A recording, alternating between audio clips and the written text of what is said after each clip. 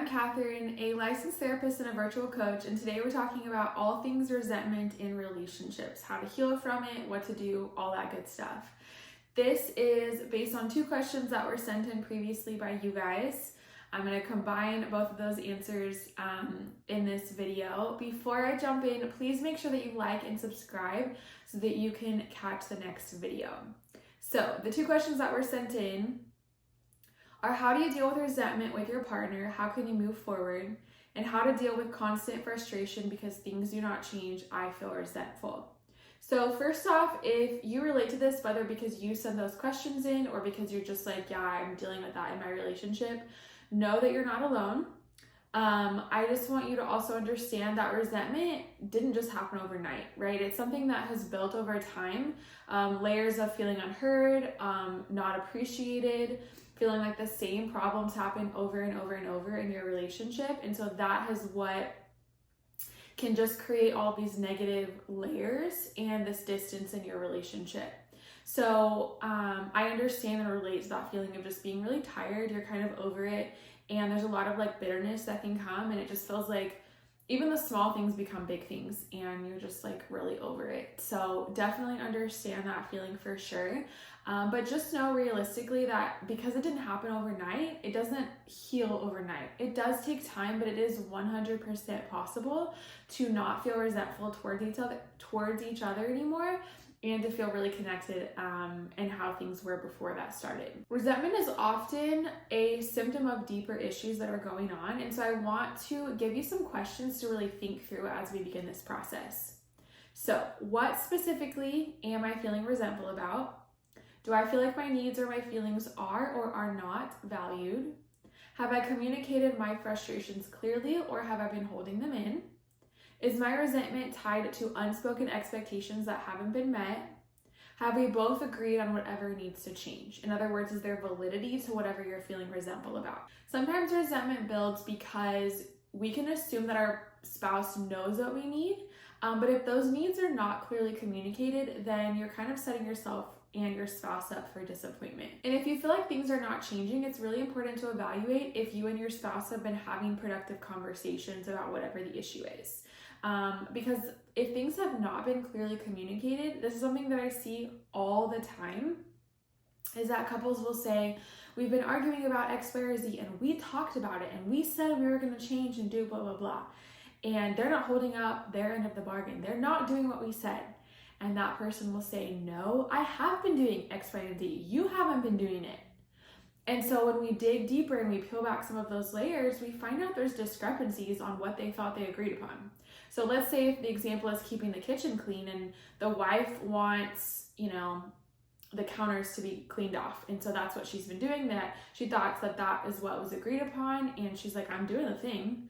And her husband is like, no, we agreed on the kitchen counter being good and also the sink, like everything, not just one thing. Well, there's a discrepancy there. And so if one person is doing part of it that they feel like they agreed to, that's not the full picture, and that's not what their spouse is seeing. And so that creates a problem. We could even say, like, let's say a couple agrees they want to really work on their communication. And so they say, we're going to be nice to each other. We haven't been doing a good job. We're going to be nice to each other. And let's say they're having a conversation and the husband cusses, and that really triggers the wife, and she shuts down and she doesn't want to talk and she closes herself off, and the husband is like, what in the world? And it just creates this cascade of issues between the two of them. And really, it all began because they didn't clearly communicate and articulate what does being kind mean. Because for the wife, cussing does not count as kindness. That is a trigger from something in her past maybe, and maybe the husband knew that, but like didn't fully know that it was regarding this specific be kind to one another. So there's so many different layers and things that, we bring to the table, our point of views, our own triggers, our past, our worldviews, like all of these things impact how we communicate or don't. And so you have to realize that the resentment that is caused is a bunch of stuff that is piled on, and it takes time to be able to work through that. And so a piece to healing and working through that is clear communication. So important. There's a lot of different variables to consider even within saying clear communication. So I really encourage you to have a check-in and talk about those things. If you just have a one and done conversation and never revisit it, that's not really gonna work. And so be comfortable with checking in and making pivots as needed. Ask for what you need. Don't just say like, oh, I don't like this.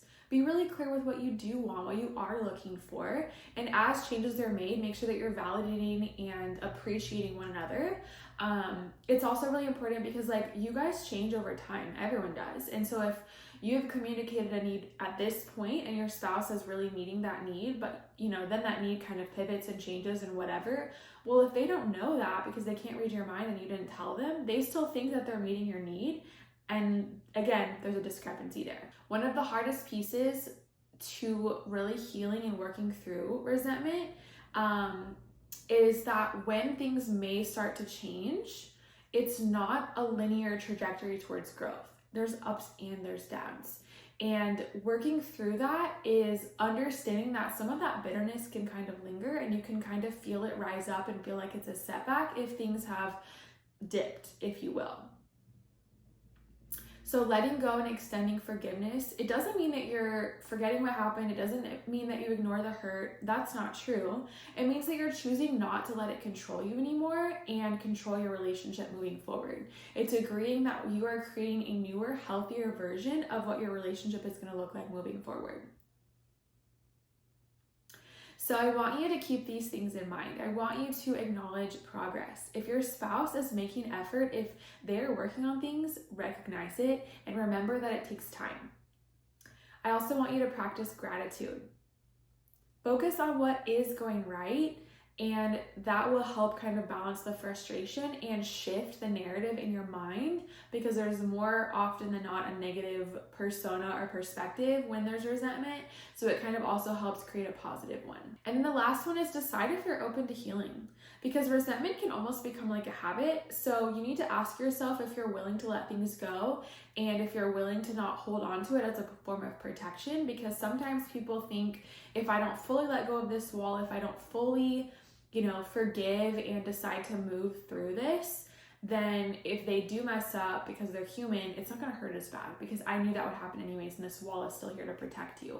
But that wall, while it may protect you, is actually also hurting you because you're not able to have true healing. You're not able to have that connection again. And so it's a huge part of the full circle is being honest with yourself and deciding that like you individually, outside of what they do or do not do, are willing to heal and grow and push past this like comfort zone that you've kind of created. If, as I've been talking about this, you're like, yeah, that sounds really great, but we cannot talk about anything because there's so many layers of hurt and frustration, and the resentment is so thick, we cannot get through and have a conversation that's actually productive.